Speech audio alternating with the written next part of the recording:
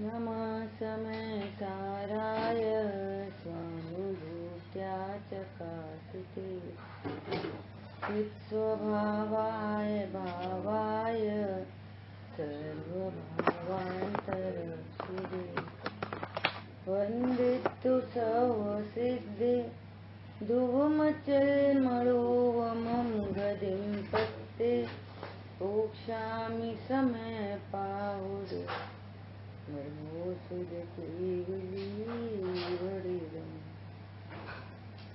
समय सारजी ग्रंथाधिराज कर्ता कर्म अधिकार पर अपनी चर्चा चल रही है। कल तक अपन ने 130 और 131 इन गाथाओं का स्वाध्याय किया है ना। भावार्थ में भी चर्चा हो गई थी और फुटनोट में जो चर्चा आई वो भी बहुत मार्मिक थी। आज अपन पढ़ेंगे 68 नंबर का कलश और इसके बाद एक साथ फिर 4 गाथाएं हैं, 5 गाथाएं हैं 132 से लेकर 136। इनका स्वाध्याय अपन करेंगे।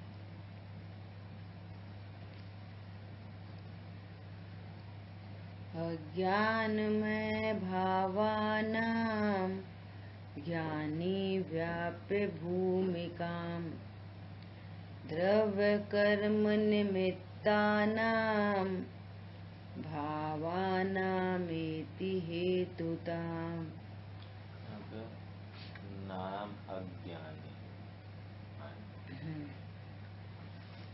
श्लोकार्थ। अब आगे की गाथा का सूचक अर्थ रूप श्लोक कहते हैं। आगामी गाथा का क्या विचारा उसको बताने वाला ये कलश है। क्या है? अज्ञानी अपने अज्ञान में भावों की भूमिका में व्याप्त होकर, देखो कैसे शब्द है।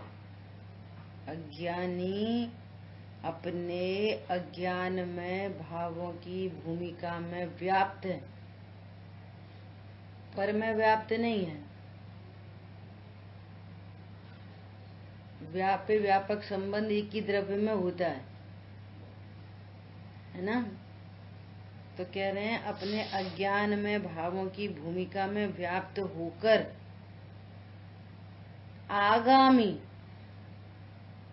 आगामी द्रव्य कर्म के निमित्त जो अज्ञानादि भाव उसके हेतुत्व को प्राप्त होता है। अज्ञान हुआ, स्वयं अज्ञानी होते हुए अपने अज्ञान में भावों से व्याप्त है। त्रिकाली ध्रुव क्या बोल रहे हैं? अपने अज्ञान में भावों से व्याप्त है, अर्थात अन्य से व्याप्त नहीं है। इतना अर्थ लेना, ऐसा नहीं लेना कि त्रिकाली ध्रुव ही अज्ञान में हो गया।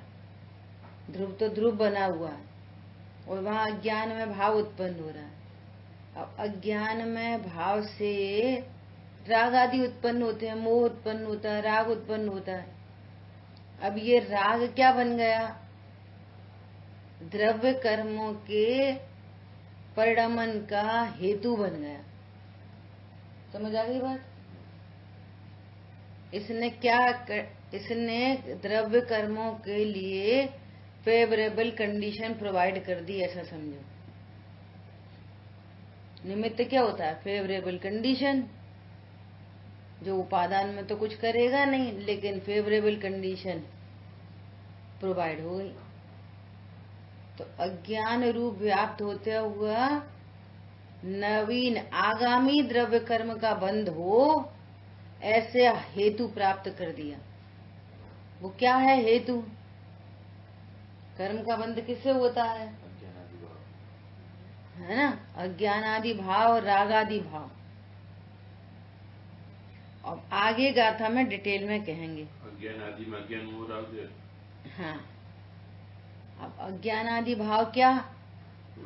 कि मिथ्यात्व, अवृत्ति, प्रमाद, कषाय, यो चर्चा हो गई पहले। ये बंध के प्रत्यय हैं। जो जीव अज्ञानी है तो उसको मिथ्या भाव उत्पन्न हो रहा है। बोलो, अज्ञानता है तो उसको मिथ्या भाव है, मिथ्या दर्शन, मिथ्या दर्शन है, अविरमण है, अविरति है, प्रमाद भी है, कषाय भी है और योग भी है।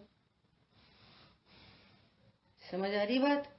आत्म प्रदेशों का परिस्पंदन है, मिथ्यात्व है, अविरमण है, अविरति, प्रमाद, कषाय, ये सब कषाय के ही भेद है और मिथ्यात्व महाकषाय है और आत्म प्रदेशों का परिस्पंदन चल रहा है।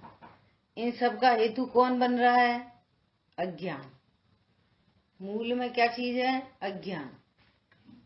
अज्ञान है तो मिथ्यात्व, अविरति, प्रमाद, कषाय, योग, 5 ये अज्ञान में भाव। समझ आ गई बात? क्या बोल रहे हैं? आगामी द्रव्य कर्म के निमित्त इस जीव को अनादि से कर्म का संचय है और अनादि से आज तक निरंतर कर्म का उदय है, निरंतर। और कर्म का उदय 2 प्रकार का, घाती और अघाती। अघाती में संयोग शरीर आदि फल रहे हैं और घाती में परिणामों में फल रहे हैं, है ना।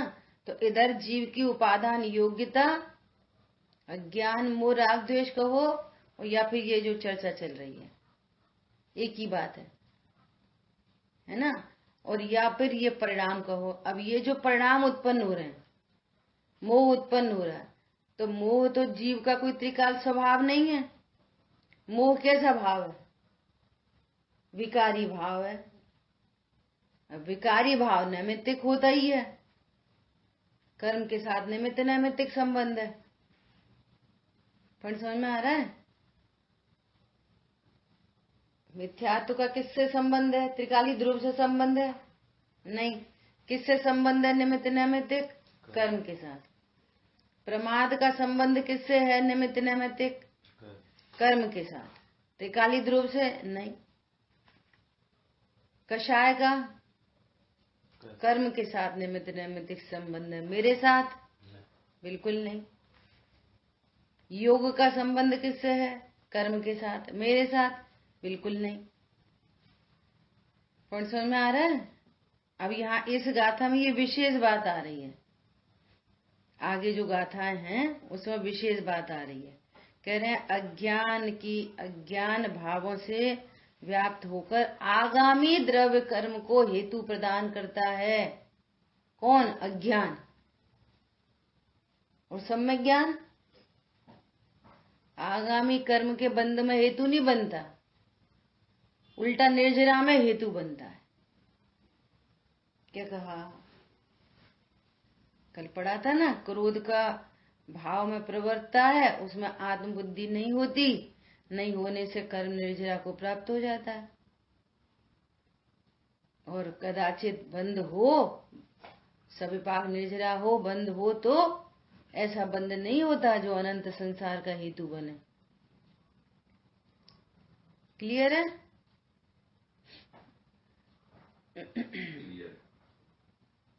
अब बहुत स्पेशल बात आ रही है आगे आगामी गाथा में। यहाँ तो श्लोक में इतना क्या बात कह दी कि अज्ञानमय भावों से द्रव्य कर्म का जो बंध हो ऐसा हेतु प्रदान करता है। ठीक है? क्लियर है? देखो अब 5 गाथाएं हैं आगे।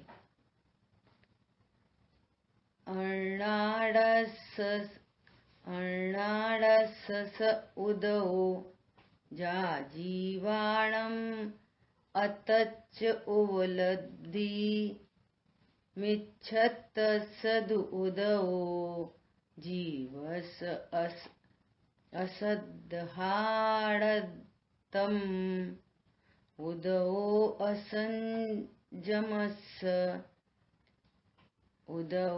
असंजमस्सदो जम जीवाणं हवेयि अविरमणम् जो दुकलुसोव ओगो जीवाणं सुकसाउदो तम जान जोग उदयम जो जीवाणं तुचिट्ट उच्छाहो सोहणम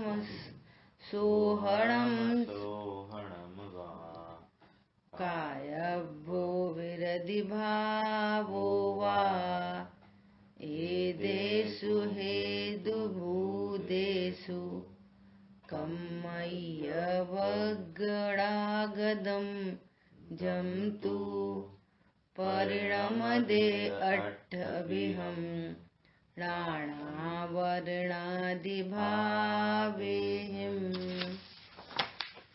तं खलु जीवनिबद्धं कम्मय्यवगणागदं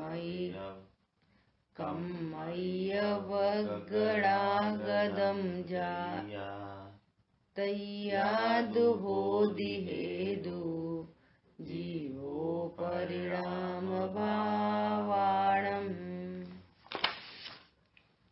जो तत्व का अज्ञान जीव के उदय वह अज्ञान का अप्रतीत तत्व की जीव के जो उदय वो मिथ्यात्व का जीव का जो अविरत भाव है वो उदय अनसंयम ही का जीव का कलुष उपयोग जो उदय जान कषाय का शुभ अशुभ वर्तन यानि वर्तन रूप जो चेष्टा ही का उत्साह वर्ते जीव के उदय जानो योग का जब होए हेतु भूत ये तब स्कंद जो कर्माण के वे अष्टविध ज्ञानावरण इत्यादि भावों परिणमे कर्माण वर्गणा रूप वेजे द्वंद में जीव में आत्मा ही जीव परिणाम भावों का तभी हेतु बने। देखो इसमें तीन बातें चल रही हैं। क्या तीन बातें चल रही हैं? अपन भावार्थ में सबसे लास्ट में जो बात लिखी है पहले उसको पढ़ते हैं, जिससे अपना एंगल बन जाए गाथार्थ और टीका का भाव समझने के लिए। देखो भावार्थ में सबसे लास्ट का पैराग्राफ है, उसमें क्या कह रहे हैं? मिथ्यात्वादी का उदय होना, नवीन पुद्गल कर्मों का कर्म रूप परिणमना तथा बंधना, और जीव के अपने अतत्व श्रद्धान आदि रूप भाव होना, यह तीनों ही काम एक समय में होते हैं। और वेरी इंपॉर्टेंट, सब स्वतंत्रता अपने अपने आप ही परिणमते हैं, कोई किसी का परिणमन नहीं कराता। क्या समझ में आई बात? तीन काम, पूर्वबद्ध कर्म का उदय, पूर्वबद्ध कर्म का उदय, जीव का भाव और नवीन कर्म का बंध। ये तीनों काम प्रति समय एक साथ हो रहे हैं। कर्म का उदय चल रहा है वो अलग, जीव का भाव चल रहा है वो अलग, और नवीन कर्म का बंध हो रहा है वो अलग। परंतु तीनों काम एक साथ चल रहे हैं। बहुत इंपॉर्टेंट बात है ये। क्या काम हो रहे हैं? 3 काम। फिर से कर्म का उदय, जीव के अतत्व शुद्धानि रूप परिणाम, नवीन कर्म का बंध। फिर से जीव है, अनादिकाल से कर्म बंधन हो रखा है, प्रति समय कर्म का उदय चल ही रहा है, और प्रति समय कर्म का उदय चलने पर जीव को अज्ञान भाव है, तो कर्म का उदय होने पर उसो संबंधी भाव उत्पन्न हो रहे हैं, वो अपनी योग्यता से उत्पन्न हो रहे हैं। कर्म का उदय उसमें निमित्त है।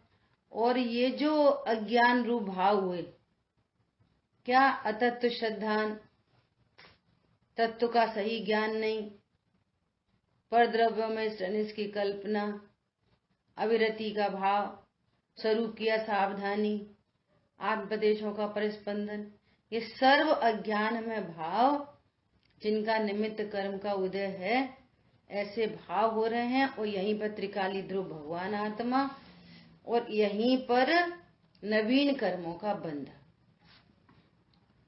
पूर्व बद्ध कर्म का उदय, जीव का भाव और नवीन कर्म का बंध, ये 3 काम प्रति समय एक साथ हो रहे हैं, आगे पीछे नहीं हो रहे कि पहले कर्म का उदय आएगा, फिर यहाँ भाव होंगे और फिर कर्म का बंध होगा। तो लीस्ट टू लीस्ट 2 समय तो हो ही गए। क्या बोला? 3 समय हो गए। एक समय कर्म का उदय, तो जीव जब कर्म का उदय चल रहा है तो जीव की पर्याय में क्या हो रहा है? एक समय के लिए जीव की पर्याय रुक गई, फिर उदय हुआ आया उसको देखकर, और फिर जीव की पर्याय रुक गई और फिर बंद हो गया, फिर उदय आया।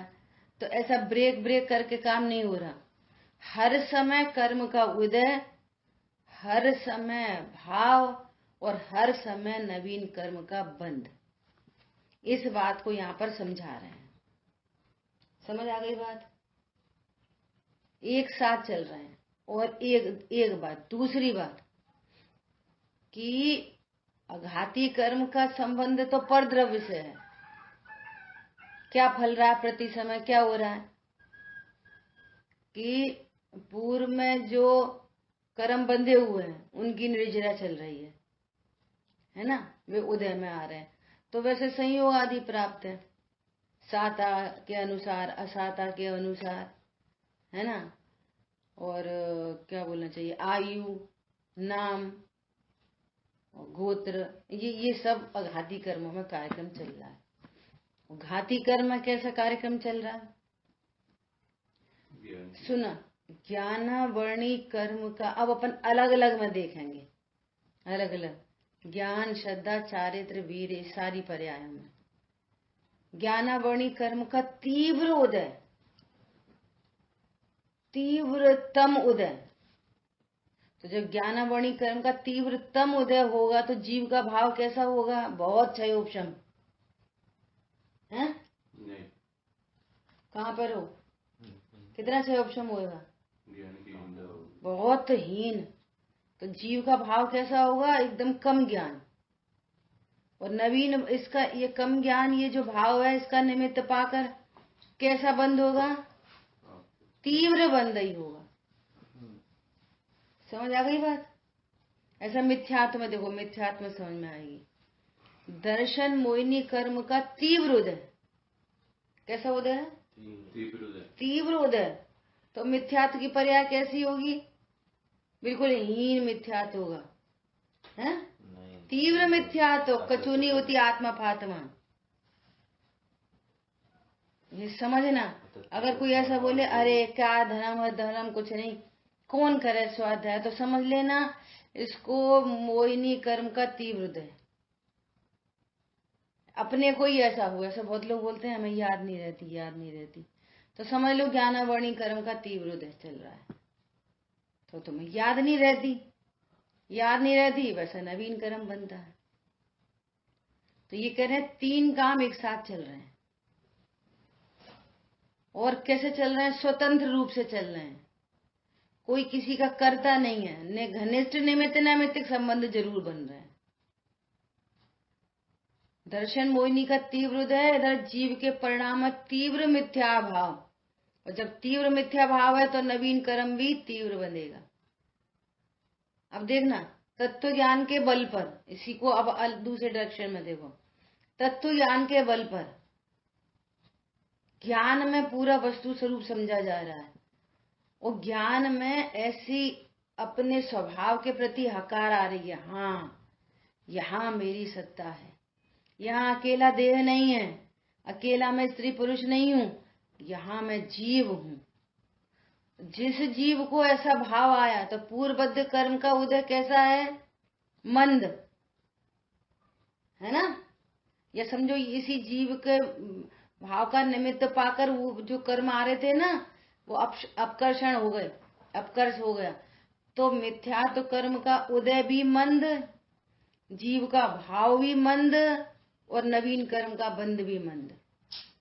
समझ में आ रही है? ऐसी प्रक्रिया चल रही है, और तीनों काम एक साथ हो रहे हैं, कोई किसी का कर्ता नहीं है, और स्वतंत्रता से तीनों काम चल रहे हैं, परंतु घनिष्ठतम निमित्त नैमित्तिक संबंध है। इस बात को इन गाथाओं में समझाया जा रहा है। बोलो कोई ऐसा है जिसको समझ में नहीं आई बात? जैसे चारित्र मोह में लगा लो, ऐसे ही चारित्र मोहिनी कर्म का तीव्र उदय, तीव्र कषाय, फिर बंद भी तीव्र। चारित्र मोहिनी कर्म का उदय मंद, मंद कषाय, उदय बंद भी मंद। ऐसा कार्यक्रम चल रहा है। कैसा हो रहा है इनमें? कोई किसी का कर्ता नहीं, सब तीनों काम स्वतंत्र हो रहे हैं, एक ही काल में हो रहे हैं। देखो आगे पीछे हो तो कहा जाए कि इसकी वजह से ये हुआ, इसकी वजह से ये हुआ। ये तीन काम एक साथ हो रहे हैं, ऐसे एक साथ। तो किसने किसको किया? कोई न किसी को, एक ही साथ हो रहे हैं ना। इधर कर्म का उदय, इधर नवीन कर्म का बंध, और इधर बीच में राग। ऐसा कार्यक्रम चल रहा है। और इस राग को भी बीच में से ऐसे साइड करो तो पूर्वबद्ध कर्म का उदय और नवीन कर्म का बंध, ये इनमें चल रहा है ये कार्यक्रम। पूर्वबद्ध कर्म का उदय और नवीन कर्म का बंध, ये इधर चल रहा है। और जीव में अपनी स्वतंत्रता से ऐसे राग भाव उत्पन्न हो रहा है, ऐसे समझना। और ये तत्व ज्ञान के बल पे क्या हो रहा है?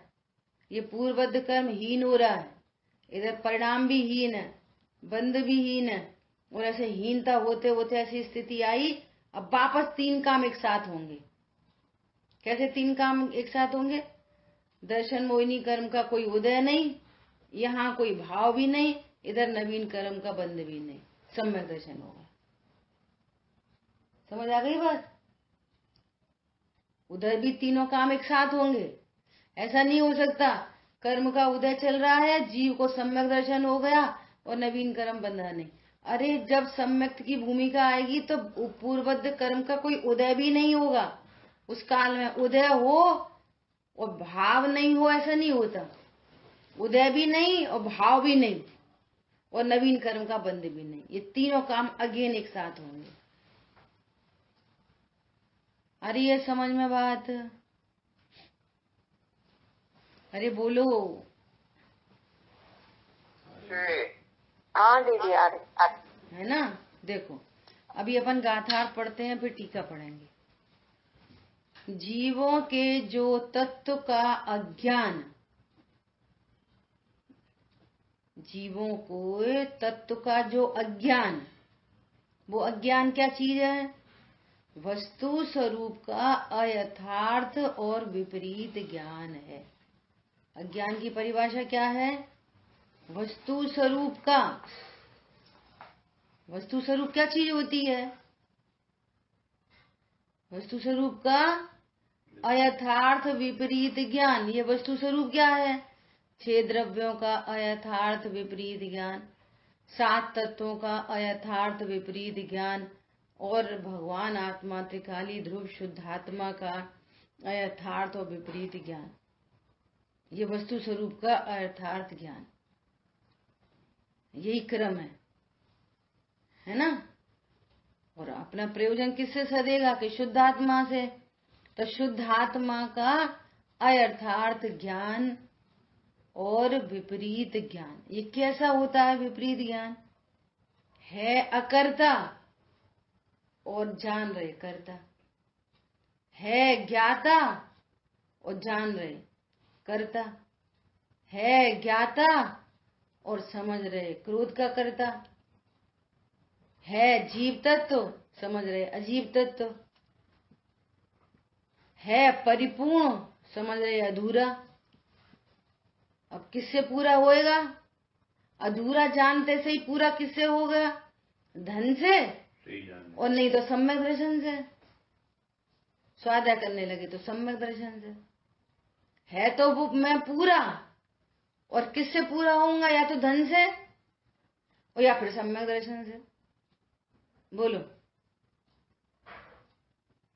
किससे पूरा होऊंगा मैं? सम्यक दर्शन से कि केवल ज्ञान से? बोलिए। पूरा हो पूरा हूं, मुझे कुछ ना मैं अधूरा हूं ना मुझे पूरा होना है। न मैं अधूरा हूं और न मुझे पूरा होना है। ये है यथार्थ ज्ञान। क्यों भैया तुम्हें सम्यक दर्शन नहीं करना? अरे जब मैं अकर्ता जाना तो फिर मुझे सम्यक दर्शन करना है। बोलो। इस बात की स्वीकृति ही सम्यक दर्शन का दाता है। वो उधर हो जाएगा ये कार्यक्रम, पर्याय में होगा ये कार्यक्रम। स्वीकृति किस बात की है? मैं पूरा हूं, मुझे कुछ करना है, कर सकता नहीं। तो यथार्थ ज्ञान हुआ तो सम्यक दर्शन प्रकट हुआ। अयथार्थ ज्ञान में सम्यक दर्शन प्रकट नहीं हो सकता। विपरीत ज्ञान में अब पहले तो क्या करना था? पहले तो धन कमाना था, शादी करनी थी, बच्चे होने थे, सब पर पूरा संयोग सुव्यवस्थित करना था। अब क्या करना है? अब परिणाम सुव्यवस्थित करने हैं। अब क्या करना है? कि अब सम्यक दर्शन करना है। ऐसे तो जीवों का कुमरण होता था, अब हमको सुमरण करना है। भैया अविनाशी का क्या जन्म मरण होना है? कौन सा मरण करना है अविनाशी का? इसका नाम है विपरीत ज्ञान, अयथार्थ ज्ञान। समझ में आ रही है? एनीथिंग टू डू, एनीथिंग कर सकता हूं, ये कर्ता बुद्धि अयथार्थ ज्ञान है। इस कर्ता बुद्धि में ज्ञातृत्व समझ में नहीं आता। बोलो दर्पण क्या करेगा? क्या कर सकता है? ये दर्पण सामने लगा, ये दर्पण क्या कर सकता है? मात्र झलकाता है वस्तुओं को बस। वस्तुओं से अच्छा होता है कि बुरा होता है? कि किसी से अच्छा बुरा नहीं होता। सम्यक दर्शन से अच्छा हो जाएगा कि नहीं दर्पण? उसमें सम्यक दर्शन होता ही नहीं। तो ये ज्ञान दर्पण में तो होता है ना। अरे अवस्थाओं में पर्यायों का कार्यक्रम है ये। मैं पर्याय मात्र को कर सकता हूं, मिटा सकता हूं, किसी पर्याय मात्र से दुखी होता हूं, किसी पर्याय मात्र से सुखी होता हूं। इसका अर्थ है विपरीत ज्ञान। समझ में आ रही है बात? उधर पर्यायों में सब कुछ होता है, लेकिन मेरे में कुछ नहीं होता। ऐसी मैं पने की स्थापना यहाँ हुई, और पर्यायों में यथा योग्य जो होना है वो होएगा। कर्ता बुद्धि मिट गई। देखो फिर वही वाली बात है, जहां कर्ता बुद्धि मिटी वहां करने का विकल्प है। तो वो करने का विकल्प कर्ता बुद्धि मिटने से ज्ञान में भाव है। क्या बोला? कर्ता बुद्धि मिट गई और करने का विकल्प है, और ऐसी भावना है प्रभु संत साधु बन के विचरूं वो घड़ी कब आएगी। ऐसी उसको भावना कह रहे हैं, उसको कर्ता बुद्धि नहीं कह रहे।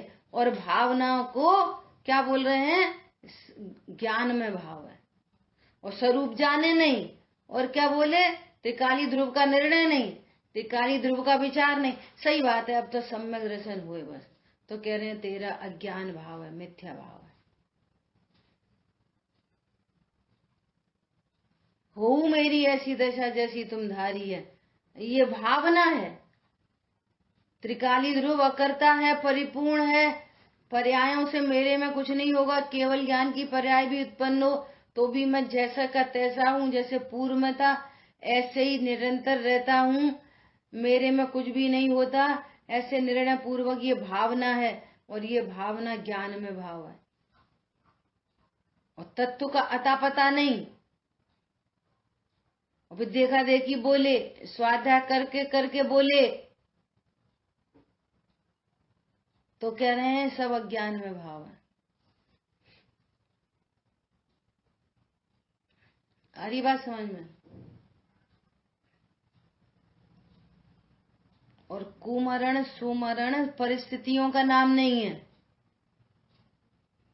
कुमरण सुमरण कषाय का काम भी नहीं है। कुमरण सुमरण मरण आत्म ख्याति और आत्मा की ख्याति नहीं होने का नाम है। और पहले समाधि में जीवन होता है, यहाँ पर अयथार्थ ज्ञान का अभाव होकर यथार्थ ज्ञान होता है, और यथार्थ ज्ञान से सहजता होती है। सहजता, सहजता, अभी गोष्ठी चली सहजता की। वो सहजता में ऑटोमेटिक बाहर की जो परिस्थितियां बननी हो वो ज्ञान अपने को अविनाशी स्वरूपो हम, काल है मरण का, और ज्ञान में अविनाशी स्वरूप निर्णीत है, इसका अनुभव है, और बस इसका नाम है समाधि मरण। मेरा मरण नहीं होता, हो सकता नहीं। समझ आ गई बात? वस्तु स्वरूप का अयथार्थ विपरीत ज्ञान, जीवों के जो तत्व का अज्ञान है वह अज्ञान का उदय है। अज्ञान का उदय, और यहाँ अज्ञान का भाव। और जीव के अतत्व श्रद्धान है वह मिथ्यात्व का उदय है। यहाँ अतत्व श्रद्धान, ऐसे दो चीजों, अज्ञान अज्ञान का उदय, अतत्व श्रद्धान अतत्व श्रद्धान का उदय, है ना। और जीव के अविरमण अर्थात अत्याग भाव है। ये अविरमण और अत्याग भाव क्या होता है? बोलो। तत्व का अज्ञान, तत्व का अश्रद्धान। अब तत्व सही बोलना, तत्व में रमणता नहीं होना, अविरमण। अज्ञान का त्याग नहीं होना, कषाय का त्याग नहीं होना, मिथ्यात्व का त्याग नहीं होना, ये अत्याग मूल में। और उधर चरणान युग से बोलते हैं, जैसे अनंतानुबंधी कषाय का त्याग हुआ, ये तो जीव की पर्याय में ये त्याग हुआ। जीव की पर्याय में क्या त्याग हुआ? मिथ्यात्व का, अनंतानुबंधी कषाय का त्याग हुआ। और इधर पर पदार्थों में अन्याय नीति अब छूट गई, तो चर्चा इधर से कर दी, भैया अन्याय अनीति का त्याग नहीं हो रहा। जब तक अन्याय अनीति का त्याग नहीं हो रहा तो उसका क्या नाम है? अविरमण। इधर से बात की है, चरणाइयों की शैली है ये। वस्तु स्वरूप कैसा है कि अविरमण मतलब कि अज्ञान मोह और कषाय का त्याग नहीं होना, ये है अविरमण, है ना। और पॉजिटिव में बोलो, ज्ञान ही प्रत्याख्यान है। ज्ञान में वस्तु स्वरूप नहीं आया, इसलिए अज्ञान मोह अविरमण चल रहा है। समझ में आ रही है? वो अज्ञान से रिलेट हो गया। मैं त्रिकाली ध्रुव हूं ऐसा ज्ञान नहीं, तो अज्ञान मोह कषाय। और मैं आत्मा हूं ऐसा जाना, अज्ञान का त्याग हो गया। देखो वस्तु स्वरूप में कैसा है कि अज्ञान का भी त्याग करना नहीं है, हो जाता है। मिथ्यात्व का भी त्याग करना नहीं है, हो जाता है। अविरमण का भी त्याग करना नहीं है, हो जाता है। अन्यानीति अवक्ष का त्याग करना नहीं है, हो जाता है। कैसे हो जाता है? एक ही सूत्री प्रोग्राम है। मैं जीव तत्व हूं, मैं शुद्धात्मा हूं, मैं परिपूर्ण हूं, मैं अनाहारी हूं, मैं अविनाशी हूं, मैं निष्कषाय तत्व हूं, ऐसा लगाना। मैं अशरीरी हूं, मैं असंयोगी हूं, मैं निष्कर्म हूं। ये एक की अस्थि हुई, स्वरूप का यथार्थ ज्ञान हुआ, अतत्व श्रद्धान मिट गया, अविरमण मिटेगा। समझ में आ रही है? सर्व कषाय मिटेगी, योग मिटेगा। किससे? यहां से। तो अविरमण मतलब स्वरूप में रमण नहीं होना, अविरमण अर्थात अत्याग भाव। जब स्वरूप में रमणता नहीं है तो फिर अनंतानुबंधी जाति की कषाय उत्पन्न हो रही है। कषाय उत्पन्न हो रही है तो वे बाहर से बात कहते हैं। समझ में आ गई बात? ऐसा अत्याग भाव है, वह असंयम का उदय है। असंयम का उदय मतलब अनंतानुबंधी का उदय, अप्रत्याख्यान का उदय है। ठीक है। और जीवों के जो मलिन ज्ञातृत्व की स्वच्छता से रहित उपयोग है, वह कषाय का उदय है। इधर कषाय का उदय और उपयोग में मलिनता, अर्थात वो उपयोग अपने को उस कषाय रूप अनुभव कर रहा है। ये उपयोग की मलिनता। उपयोग की मलिनता क्या है? उपयोग ज्ञान अपने को मैं मात्र ज्ञाता हूं ऐसा नहीं जानकर वो उपयोग ज्ञान में झलका तो उस रूप अपने को अनुभव कर रहा है ना? ज्ञान की स्वच्छता से रहित, जिसके ज्ञान में ज्ञान का स्वच्छ स्वरूप पता चल गया तो उपयोग मलिन नहीं कहलाता, है ना? और उपयोग में उपयोग का स्वरूप नहीं पता है और कषाय का उदय है तो कषाय से अपने को मलिन अनुभव करने वाला उपयोग मलिन है। क्या बोला है? तो उपयोग स्वच्छ, स्वच्छ उपयोग में कषाय झलक रही है। झलकने से उपयोग में कुछ नहीं होता, परंतु वो ज्ञान जान रहा है कि मैं कषाय हूं, मैं मलिन हो गया। वह यही उपयोग की मलिनता है। ठीक है।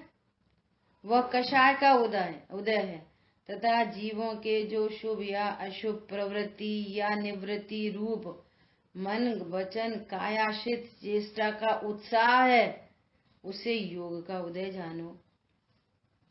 अब जो आत्म प्रदेशों का परिस्पंदन कैसा हो रहा है? जिनवाणी उठाने का। आत्म प्रदेशों का परिस्पंदन कैसा हो रहा है? थाली रखने का। ऐसा परिस्पंदन हो रहा है। कैसा? शुभ या अशुभ प्रवृत्ति या निवृत्ति, है ना? हाथ जोड़ने का भाव उत्पन्न हुआ तो जब शुभ भाव हो रहा है अंदर में तो आठ प्रदेशों का परिस्पंदन हाथ जोड़ने संबंधी। अब जब अशुभ कषाय उत्पन्न हो रही है तो हाथों का परिणमन, ऐसा चांटा मारने संबंधी। तो ये जो मन वचन काया से जो चेष्टा हो रही है उसे योग का उदय जानो।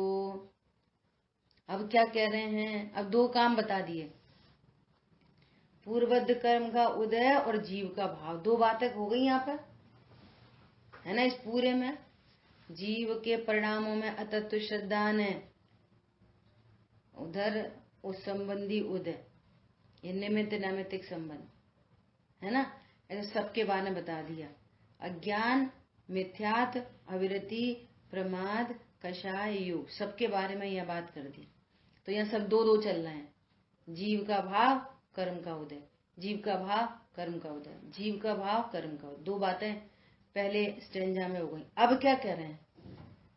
ये उदय हेतु भूत होने पर जो कर्मण वर्गणागत पुद्गल द्रव्य ज्ञान वर्णादि 8 रूप से ज्ञान वर्णादि भाव रूप से 8 प्रकार का परिणमता है, वो कर्मण वर्गणागत पुद्गल द्रव्य जब वास्तव में जीव से बंधता है, तब जीव अपने अज्ञान में भावों का हेतु होता है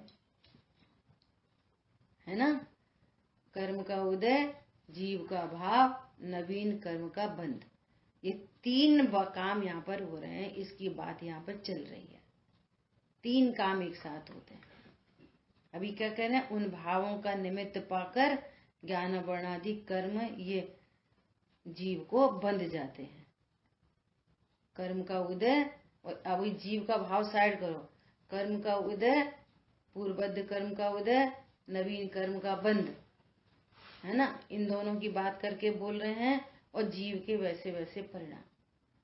ये 3 काम एक साथ चल रहे हैं। देखो टी का भाव अर्थ में और क्लियर होएगा। तत्व के अज्ञान रूप से वस्तु की अन्यथा उपलब्धि से, वस्तु की अन्यथा उपलब्धि हो रही है। कैसी उपलब्धि हो रही है? मैं शरीर हूँ, मैं स्त्री हूँ, मैं पैसे वाला हूँ, मैं दुकान मकान वाला हूँ, मैं पत्नी बच्चों वाला हूँ। ये क्या है? वस्तु स्वरूप की अन्यथा उपलब्धि। हमने बहुत अच्छी दीपावली मनाई, बहुत मजे करे, मंदिर गए, पूजा करी। कोई कह रहा उन्हें पटाखे छुड़ाए, तो कोई कह रहा पटाखे नहीं छुड़ाए। ये योग की बात है। शुभ अशुभ, किसी के शुभ योग को अपना समझ रहा, कोई अशुभ योग को अपना समझ रहा। कोई कह रहा हमने तो पटाखे छुड़ाए, कोई कह रहा हमने पटाखे तो नहीं छुड़ाए। ये प्रवृत्ति और निवृत्ति, इसको अपना स्वरूप समझ रहा है।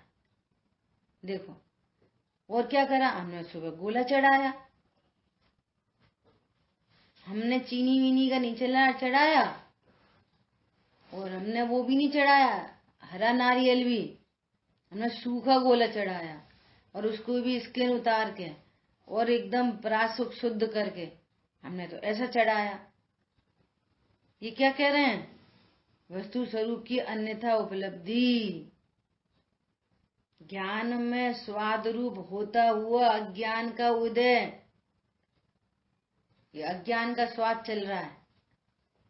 मिथ्यात्व, असंयम, कषाय और योग के उदय, जो कि नवीन कर्मों के हेतु हैं, वे अज्ञान में 4 भाव हैं। ये अज्ञान में भाव है और नवीन बंध के हेतु हैं। तत्व के अश्रद्धान से ज्ञान में स्वाद रूप होता हुआ मिथ्यात्व का उदय। ज्ञान में मिथ्यात्व झलक रहा है। ज्ञान क्या कह रहा है? मैं ये मिथ्या दृष्टि हूँ, उसी का स्वाद आ रहा है। अपने स्वच्छता का स्वाद नहीं आ रहा। अरे मैं तो ज्ञान हूं बस। अभिरमण का उदय आ रहा है। अरे हम तो कुछ त्याग नहीं कर पाते, कुछ नहीं कर पाते, हम तो ऐसा नहीं कर पाते। ये उसको तुम ज्ञाता दृष्टा हो कि कर नहीं पाते, तो कर नहीं पाते में मिथ्यात्व का भी उदय और अविरमण का भी उदय। समझ में आ रही है? मिथ्यात्व का उदय, अविरमण का उदय। तुम ज्ञाता दृष्टा हो कि पर का सेवन करने वाले हो, पर को भोग सकते हो, और तुम्हारा ज्ञान पर को, पर द्रव्यों को, पर भावों को मात्र जान रहा है कि उस रूप होके मलिन हो रहा है। बोलो, किसी को बोला, किसी को क्या बोला?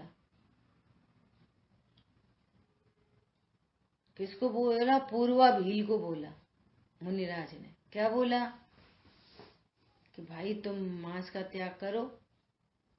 कि नहीं सर, हम मांस का त्याग नहीं कर सकते, मैं मांस का त्याग नहीं कर सकता। अच्छा तो कौवे के मांस का ही त्याग कर दो। हाँ, कौवे का मांस कौन खाता है? चलो मैंने उसका आजीवन त्याग किया। और जिनवाणी में भी लिखा है, हम भी ऐसा समझे सही बात है। पूर्वा भील ने क्या करा? कौवे के मांस का त्याग किया। किया कि नहीं किया कौवे के मांस का त्याग? बोलो कैसे? तो व्यवहारने के कथन है, और हमारा ज्ञान उस व्यवहारने के कथन में एज इट इज फॉलो करे। क्या बोल रहे हैं यहाँ पर? अरे अब वो मैं नहीं कर पाया, मैं त्याग नहीं कर पाया, अब मैं तो त्याग कर देता हूं। देखो पूर्वा भील ने और किसी का त्याग नहीं किया, कौवे के मांस का त्याग कर दिया। क्या किया पूर्वा भील ने? अरे ज्ञाता दृष्टा आत्म राम, बना बनाया है भगवान। व्यवहार ने से कथन किया जा रहा है, संयोग का ज्ञान कराया जा रहा है। और यहाँ पर भी वे सब ज्ञान में अभिरमण का भाव है, कुछ त्याग करने का भाव नहीं आ रहा, अत्याग भाव है। तो वो अत्याग भाव भी ज्ञान में झलक रहा है। मैं त्याग नहीं कर पाता हूं ऐसा नहीं, मैं तो भगवान आत्मा हूं। और ज्ञान में अत्याग भाव झलक रहा है, और अत्याग भाव से ज्ञान खराब नहीं होता, उसकी स्वच्छता में झलक रहा है। ऐसा स्वरूप जानने वाला पार को पाता है। तो हर परिणाम का मैं करता, हाँ मैं ही ऐसा हो गया। श्लोक में कहा था ना कि उन परिणामों से व्याप्त होकर मैं ही हूं, मैंने त्याग कर दिया, मैं तो त्याग नहीं कर पाया। तो फिर नवीन राग द्वेष के हेतु बनता है। अभिरमण रूप से अत्याग भाव रूप से ज्ञान में स्वाद रूप होता हुआ वो असंयम का उदय अजय कह रहा है मैं ही हूं। कलुष मलिन उपयोग रूप ज्ञान में स्वाद रूप होता हुआ कषाय का उदय, शुभाशुभ प्रवृत्ति या निवृत्ति के व्यापार रूप से ज्ञान में स्वाद रूप होता हुआ योग का उदय, ये पौद्गलिक मिथ्यात्वादी के उदय हेतुभूत होने पर जो कारण वर्गणागत पुद्गल द्रव्य ज्ञान वर्णादि भाव से 8 प्रकार स्वयं परिणमता है, वह कारण वर्गणागत पुद्गल द्रव्य जब जीव से में निविद्ध होवे तब जीव स्वयमेव अज्ञान से स्वपर के एकत्व के अध्यास के कारण अतत्व श्रद्धान आदि अपने तत्व अश्रद्धान, अतत्व श्रद्धान बोलो, तत्व अश्रद्धा एक ही बात है, आदि अपने अज्ञान में परिणाम भावों का हेतु होता है। पूर्वध कर्म का उदय, नवीन कर्म का बंध और वहां जीव का भाव, ये तीनों काम एक साथ हो रहे हैं, इसको यहाँ पे बताया जा रहा है। और जीव को क्या जानना क्या चाहिए? मैं तो त्रिकाली ध्रुव भगवान आत्मा हूं, और उपयोग में इन सब का स्वाद आ रहा है। स्वाद आ रहा है मतलब ये उपयोग उनको जान रहा है, परंतु उस रूप नहीं होता, उसमें मात्र झलकन है। और ज्ञान ऐसा जाने मैं तो ज्ञान हूं, स्वच्छ ज्ञान हूं, और ज्ञान भी क्या, मैं तो भगवान आत्मा हूं, तो काम बनता है। और ये अज्ञान में भावों की चर्चा चल रही है, तो जो कुछ भी कर्म का उदय बन रहा है वैसे वैसे भाव हो रहे हैं। ज्ञान कर्म के उदय को नहीं देखता, ज्ञान में वे भाव झलकते हैं, परंतु ज्ञान उनका स्वाद आता है तो ये समझता है कि यही मैं हूं। बस ये गड़बड़ चल रही है। भावार्थ, अज्ञान भाव के भेद रूप मिथ्या तो अविरति कषाय और योग के उदय पुद्गल के परिणाम है, और उनका स्वाद अतत्व श्रद्धान आदि रूप से ज्ञान में आता है।